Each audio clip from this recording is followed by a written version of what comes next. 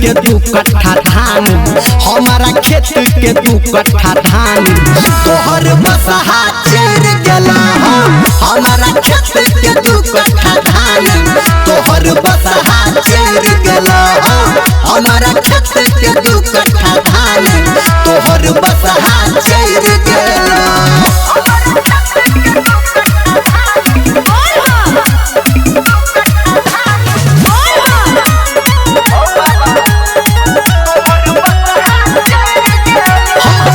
पर्वत के नीचा छसूतल कुछो ने तोरा छ बुझल हो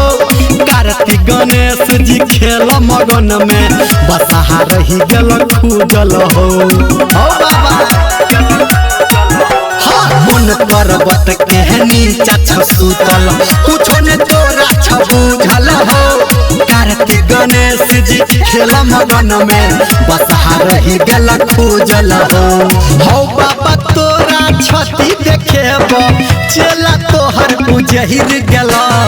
हमारा खेत के 2 कट्ठा धान हमारा खेत के 2 कट्ठा धान तोहर बसहा चढ़ गेला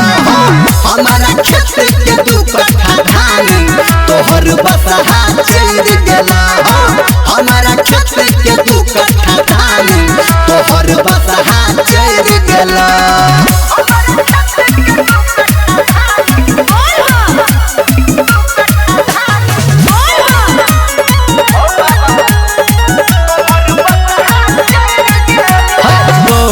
मैया उल्टे हमारा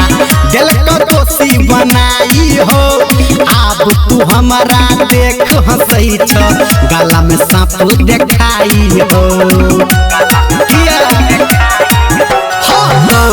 मैया उल्टे हमारा दिल का दोषी बनाई हो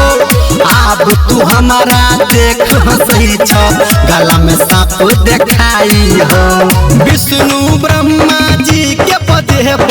के सब धर्मेंद्र लचहिर गेला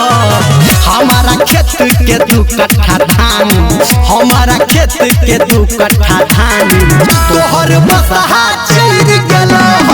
हमारा खेत के 2 कट्ठा धान तोहर बसहा चढ़ गेला